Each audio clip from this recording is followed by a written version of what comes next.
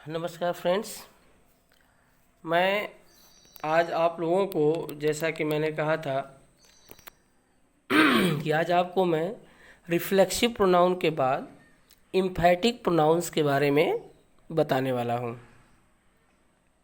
Friends, reflexive pronoun और emphatic pronounce के uses में बस थोड़ा सा बेसिक डिफरेंस है। बाकी जितने वर्ड्स आपके रिफ्लेक्सिव प्रोनाउंस में प्रयोग होते हैं वही सारे वर्ड्स आपके क्या हैं, इम्फैटिक प्रोनाउंस में भी प्रयोग होते हैं। एग्जाम्पल के तौर पे जैसे हर सेल्फ हो गया, माई सेल्फ हो गया, your self, them selves, him selves, ये जितने भी आप देख रहे हैं या हम जिनको सेल्फ प्रोनाउन के नाम दिए थे उनको सेल्फ प्रोनाउन भी कहा जाता है। वे सभी के सभी क्या होते हैं, आपके इम्फैटिक प्रोनाउन में भी प्रयोग किए जाते हैं। लेकिन बस फर्क इस बात का है कि आप ये जानें कि इम्फैटिक प्रोनाउन कब होगा और रिफ्लेक्सिव प्रोनाउन कब होगा। मैंने आपको रिफ्लेक्सिव प्रोनाउन के बारे में बता दिया है कि वे जो है क्या है कि हमेशा ऑब्जेक्ट के बाद ही प्रयोग किए जाते हैं। रिफ्लेक्सिव प्रोनाउन हमेशा क्या होगा, वह एक ऑब्जेक्ट के रूप में प्रयोग किया जाता है जो कि सब्जेक्ट ऑफ द वर्ब होता है। ठीक है। और उसके बाद अब हम आज आपको ये बताने वाले हैं कि इम्फैटिक प्रोनाउंस का प्रयोग कहाँ पर किया जाता है। तो जैसा कि आगे देखिए क्या है कि रिफ्लेक्सिव प्रोनाउन है क्या, पहले इसे आप समझें कि कंपाउंड पर्सनल प्रोनाउंस, क्या लिखा गया यहाँ पर, compound personal pronouns are used for the sake of emphasis. Sake of emphasis, इसको समझिए। इम्फेसिस मीन्स होता क्या है, या इम्फेसाइजिंग मीन्स क्या होता है, जोर देना। आप किसी काम को करते हैं या कोई व्यक्ति करता है, फर्स्ट पर्सन, सेकंड पर्सन या थर्ड पर्सन करता है। फर्स्ट पर्सन करेगा तो यानी कि आई और वी करेगा। सेकंड केवल और केवल आपका यू होता है। थर्ड आपके ढेर सारे होते हैं जैसे कि ही है, सी है ना, या इट है, या किसी का नाम भी हो सकता है। और दे भी आपका क्या है, वो थर्ड पर्सन में आता है। तो अब आप ये देखें यहाँ पर कि अगर हम फर्स्ट पर्सन काम करता है या सेकंड पर्सन करे या थर्ड पर्सन करता है तो उसको इम्फेसाइज करने के लिए, इम्फेसाइज करने मीन्स क्या है, जोर देने के लिए जब हम प्रयोग करते हैं तो वहाँ पर हम किसका प्रयोग करते हैं, इम्फैटिक प्रोनाउन का प्रयोग करते हैं। यानी कि same reflexive pronoun himself, herself, yourself, myself, ourself, themself, itself are used as emphatic pronoun, but where, कहाँ पर इसका सही प्रयोग होगा इसे हमें जानना है। जैसे यहाँ देखें, सबसे पहले मैंने लिखा कि to emphasis such sentences pronoun plus self या selves is used after subject और ऑब्जेक्ट। ये दो है क्या है, ये सब्जेक्ट के बाद भी या ऑब्जेक्ट के बाद भी इनका यूजेस किया जा सकता है। ठीक है। लेकिन रिफ्लेक्सिव प्रोनाउन में क्या था फ्रेंड्स, कि उसमें सब्जेक्ट था, वर्ब था और ऑब्जेक्ट क्या था। जैसे वहाँ देखिए सब्जेक्ट था, वर्ब था और वहाँ पर ऑब्जेक्ट आपका क्या था, सेल्फ प्रोनाउन था। क्या था वहाँ पर, ऑब्जेक्ट आपका सेल्फ प्रोनाउन था। ज़रा यहाँ समझें, अगर आप पिछली वीडियो नहीं देखे हों तो देख लें और क्या करें, देखें, समझ में आए, जो सुझाव हो सुझाव दें और चैनल को पसंद करें, सब्सक्राइब करें, शेयर करें, इतना सहयोग जरूर करें। और उसके बाद देखिए क्या है कि अगर कोई भी गलती होती है उसे तुरंत सुझाव के कमेंट के माध्यम से सुझाव आप दे सकते हैं, कोई दिक्कत नहीं है। ठीक है। चलिए फ्रेंड्स, अब आप यहाँ देखिए मैंने क्या बताया आपको, ये जो है ये यहाँ पर रिफ्लेक्सिव प्रोनाउन था। क्या था आपका, रिफ्लेक्सिव प्रोनाउन था। ठीक है। यानी कि कहाँ, जब सब्जेक्ट वर्ब ऑब्जेक्ट। लेकिन यहाँ पर देखें क्या लिखा गया है, ये जो प्रोनाउन और प्लस सेल्व्स, इसका प्रयोग सेल्फ या सेल्व्स हम कहाँ प्रयोग करेंगे, ये इज यूज्ड आफ्टर सब्जेक्ट और ऑब्जेक्ट। सब्जेक्ट या ऑब्जेक्ट के बाद ही इसका प्रयोग तुरंत किया जाता है। और किस लिए किया जाता है? टू एम्फेसिस, यानी कि क्या है कि किसी चीज़ को कोई काम किया गया है उसको जोर देने के लिए इसका हम प्रयोग करते हैं। फॉर एग्जाम्पल के तौर पर जैसे देखिए लिखा गया सी कुक्स फूड हर सेल्फ। अब यहाँ देखिए जो ये हर सेल्फ है ये क्या है? ये फूड के बाद आया हुआ है। ये सी आपका सब्जेक्ट है, कुक्स आपका वर्ब है, फूड आपका ऑब्जेक्ट है, और ऑब्जेक्ट के बाद तुरंत क्या है कि हर सेल्फ आ गया। और यहाँ पर अब जब ये ऑब्जेक्ट प्लस आपका ये हर सेल्फ हो गया, इसका मतलब क्या हो गया? इसका मतलब सीधा सीधा हो गया कि जो है यह एज ए रिफ्लेक्सिव प्रोनाउन, यानी कि सी कुक्स फूड हर सेल्फ, वह खाना खुद पकाई है और कोई नहीं मदद किया है उसका। ठीक है, फिर आगे देखिए लिखा गया she herself cooks food. Sentence भी वही है, वाक्य की मीनिंग भी वही, लेकिन इसकी मीनिंग क्या होगी? वह खुद खाना पकाई। वहाँ क्या था? वह खाना खुद पकाती है, यहाँ खुद खाना पकाती है, कोई हेल्प नहीं करता है। ठीक, अगला देखें क्या लिखा गया, it was told by the teacher himself. अब यहाँ देखिए टीचर, यहाँ टीचर क्या है फ्रेंड्स? टीचर यहाँ पर ऑब्जेक्ट है। टीचर क्या है? ऑब्जेक्ट है।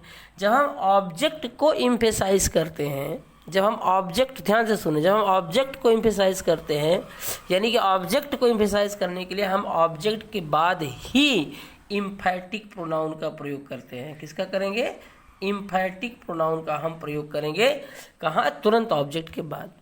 जैसे यहाँ टीचर के बाद देखिए हिमसेल्फ आया हुआ, यानी कि हिमसेल्फ किसके लिए? टीचर के लिए। It was told by the teacher, यह टीचर के द्वारा खुद बताया गया और किसी ने नहीं, कोई चपरासी या प्यून नहीं बताया। ठीक है, ध्यान दीजिएगा। आगे है जैसे I spoke to the princess herself. देखिए आई स्पोक, मैं बोला, to the princess herself मैंने खुद प्रिंस पर, मतलब कि मैंने उसी से जाके बोला, राजकुमारी से ही बोला। ठीक है, मैं राजकुमारी से जाके बोला। हर्षल माने उसी से बोला। तो यहाँ पर क्या है, ये प्रिंसेस को जो है क्या है, इम्फेसाइज करने के लिए ही जो है क्या है, यहाँ पर स्वयं उससे जाकर के मैंने बोलता हूँ, यानी कि मैं स्वयं राजकुमारी से बोला। यहाँ स्वयं किसके लिए है? राजकुमारी के लिए है, किसी अन्य के लिए नहीं है। ठीक है, तो हिंदी में इसको हम क्या करते हैं, जैसे स्वयं शब्द का प्रयोग कर देते हैं, है ना। ये देखिए स्वयं शब्द का प्रयोग किया जाता है हिंदी में, या खुद का प्रयोग किया जाता है। कभी कभी हम इसको खुद का प्रयोग कर देते हैं, है ना, जो कि उर्दू जुबान है ना। खुद का प्रयोग करते हैं या स्वयं का प्रयोग हम कर देते हैं। ठीक है, अब इसके बाद देखिए क्या है फ्रेंड्स, यहाँ पर हम क्या कर रहे हैं, इसके आगे हम आपको बताने वाले हैं कि जैसे self pronoun is not used as subject. कभी कभी कुछ फ्रेंड्स क्या करते हैं कि गलती कर देते हैं, और गलती क्या करते हैं कि डायरेक्ट जैसे हर सेल्फ है, माई सेल्फ है, हिम सेल्फ है, उसका प्रयोग क्या है, यूजेज हम एकदम सब्जेक्ट की तरह कर देते हैं। It's a blunder mistake. ऐसी गलती कभी आप न करें। जैसे एग्जाम्पल देखिए लिखा गया कि my self will go, him self will do it. ये दोनों के दोनों सेंटेंस इनकरेक्ट हैं, दोनों सेंटेंस गलत हैं। ठीक है, अगर इनका आपको करेक्ट सेंटेंस लिखना है तो क्या लिखेंगे आप? आई माई सेल्फ विल गो। ऐसे देखिए कैसे लिखेंगे, आई, ये स्क्रीन थोड़ा सा डिस्टर्ब होती है फ्रेंड्स, है ना, तो इसलिए दिक्कत होती है। ठीक है ना, आई माई सेल्फ विल गो। ये देखिए आपको ये लिखना है, आई माई सेल्फ विल गो। इसी तरह से जो है अगले सेंटेंस में ही विल डू इट हिमसेल्फ होना चाहिए। ठीक है, तो यहाँ ध्यान दीजिएगा, जैसे आई माई सेल्फ विल गो ये सही होगा। अगर आप माई सेल्फ विल गो लिखते हैं तो गलत है। इसी तरह से वहाँ जो दूसरा है आपका himself will do it है, आप वहाँ लिख सकते हैं he himself will do it हो जाएगा, या he will do it himself.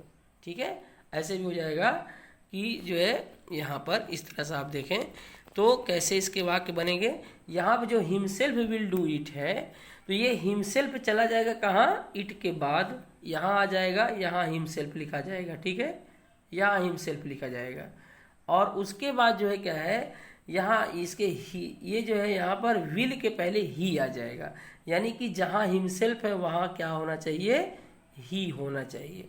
ये चीज़ जो है क्या है आप ध्यान देंगे। ठीक है, चलिए फ्रेंड्स आगे हम बढ़ते हुए चलेंगे। एक नोट यहाँ मैंने लिखा है जो कि मोस्ट इम्पोर्टेंट है, इसको आप लोग क्या करिए, ये मोस्ट इम्पॉर्टेंट में काउंट करिए, ये किसी भी एग्ज़ाम में आ सकता है स्पॉट एरर के रूप में।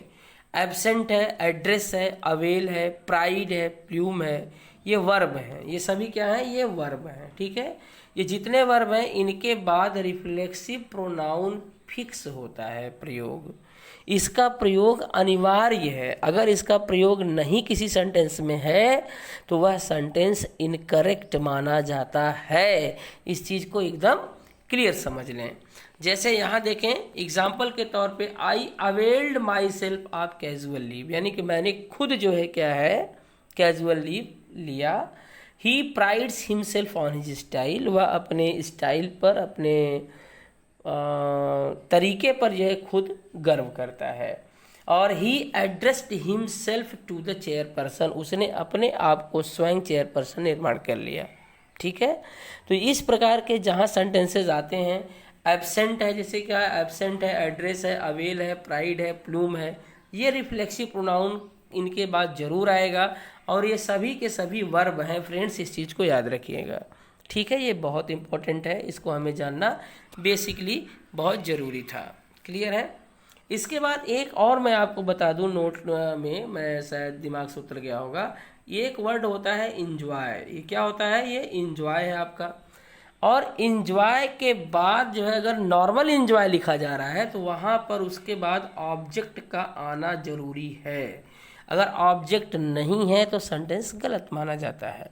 ठीक है, अगर ऑब्जेक्ट मान लीजिए नहीं आएगा तो क्या होगा, उसके तब उसके साथ आप रिफ्लेक्सिव प्रोनाउन को एक ऑब्जेक्ट के रूप में प्रयोग कर सकते हैं। यानी कि अगर आए तो ऑब्जेक्ट आए और नए ऑब्जेक्ट आए तो रिफ्लेक्सिव प्रोनाउन का प्रयोग आप कर सकते हैं। नॉर्मल सेंटेंसेस के इस इतिहास को याद रखिएगा, इंजॉय के बाद ऑब्जेक्ट जरूर आता है। जैसे एग्जांपल तो जैसे we enjoyed the picnic last week, है ना। जैसे सपोज करिए आ गया कि वी इंजॉयड, है ना, देखिए वी इंजॉयड द पिकनिक, है ना, we enjoyed the picnic movie, कुछ भी आप लिख सकते हैं, है ना, लास्ट वीक, है ना, ये देखिए लास्ट वीक, यानी कि हमने क्या किया कि पिछले सप्ताह में किसका एंजॉय लिया, पिकनिक का लिया। यहाँ पिकनिक के स्थान पर आप मूवी लिख सकते हैं, कुछ भी लिख सकते हैं जो आप चाहें, क्रिकेट मैच लिख सकते हैं, मैचेस लिख सकते हैं, जो चाहें वो लिख सकते हैं। तो ये एंजॉय के बाद जो है आपका क्या आता है फ्रेंड्स, ऑब्जेक्ट आता है। नहीं तो क्या आप करेंगे, रिफ्लेक्सिव प्रोनाउन का प्रयोग तुरंत एंजॉय के बाद आप कर सकते हैं। उसका भी एक एग्जांपल चलो लगे हाथ देखते चलते हैं। आप लोग क्लास करते रहें, उसका कुछ सीखते रहें, सिखाते रहें। We enjoyed ourselves last week, देखिए क्या है, अगर इस तरह से आ जाए, मान लीजिए अब आपका ऑब्जेक्ट नहीं आ रहा है तो आप लिखेंगे वी इंजॉयड आवर सेल्व्स, है ना, आवर सेल्व्स लिख दीजिए, वी है तो इसलिए आवर सेल्फ हो जाएगा। अगर यहाँ पर जो है क्या है, अगर आपका दूसरा कुछ होता तो क्या प्रयोग किया जाता, कुछ दूसरा जो है ना, we enjoyed ourselves last week, यानी कि हमने खुद जो है क्या है अंतिम सप्ताह में जो है क्या उसका वो किया, मतलब क्या बोलते हैं, आनंद लिया, है ना। इस तरह से जो है सेंटेंस आपको लिखे जा सकते हैं। तो इस प्रकार से जो है क्या है कि आप हमेशा ध्यान रहें, एंजॉय के बाद हमेशा क्या प्रयोग होगा फ्रेंड्स, ऑब्जेक्ट प्रयोग होगा। एंजॉय के बाद क्या प्रयोग होगा, एक बार और ध्यान से सुन लीजिए, इंपॉर्टेंट है, कभी भी आ सकता है। ये ऑब्जेक्ट प्रयोग होगा। अगर ऑब्जेक्ट नहीं है तो रिफ्लेक्सिव प्रोनाउन का प्रयोग आप कर सकते हैं। रिफ्लेक्सिव प्रोनाउन का प्रयोग आसानी से कर सकते हैं। ठीक है, तो इस तरह से जो है क्या है कि आप क्या है कि क्लास समझते रहें, पढ़ते रहें, मेहनत करते रहें और आगे बढ़ते रहें। सबसे इम्पोर्टेंट यही है। जहाँ कोई अगर कमी होती है उसे ज़रूर सुझाव दें। चैनल को सब्सक्राइब करें, लाइक करें। धन्यवाद।